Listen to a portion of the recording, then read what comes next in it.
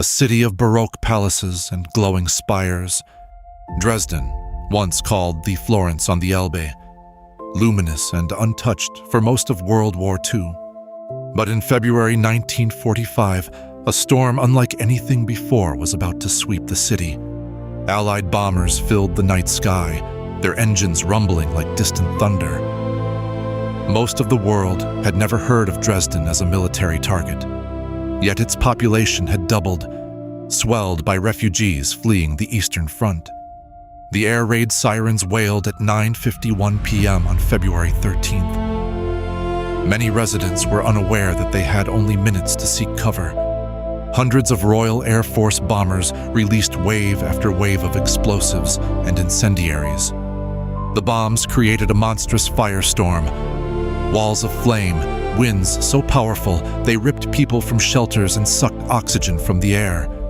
The city center, with its ancient churches, museums, and market squares, erupted in a furnace of unimaginable heat. Eyewitnesses described glass melting in the streets, asphalt bubbling, and firemen fighting blazes only to be overcome by the rolling inferno.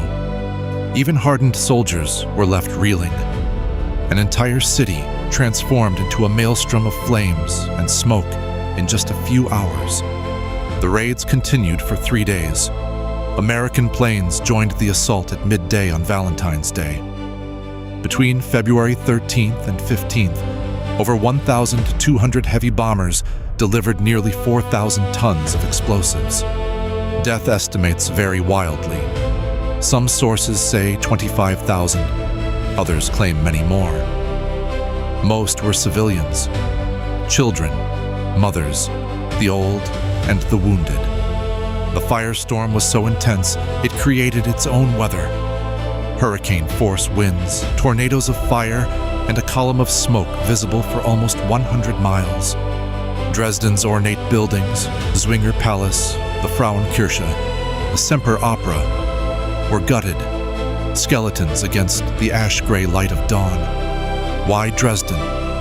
The Allies said it was a crucial rail hub for German troops. Critics argue that its destruction was aimed at breaking German morale and accelerating the end of the war.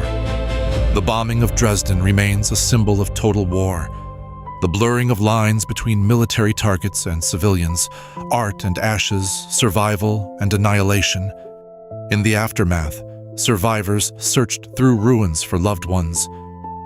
The smell of burning flesh lingered for days. Many bodies were never identified. Propaganda spread in every direction. Nazi authorities used the destruction to rally resistance. The Allies insisted on the necessity of Dresden's destruction. The world's conscience was troubled. Some RAF pilots called the mission an act of terror. Others insisted, with grim resolve, that it would shorten the war and save lives elsewhere. Many artists and writers would never forget what happened. Writer Kurt Vonnegut survived the raid as a prisoner. He would capture the horror in his novel, Slaughterhouse 5. For years, the city's ruins marked the costs of total victory. The blackened stones of Dresden's masterpiece churches and museums stood as silent witnesses. But Dresden would not stay broken forever.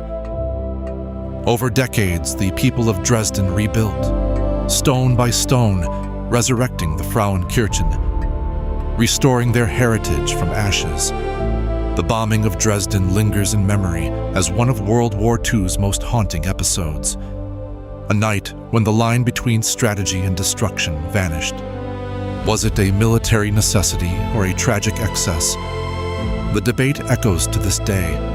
Dresden's firestorm reminds us, in war, history is set ablaze alongside cities, and what survives is a testament to the resilience and agony of the human spirit.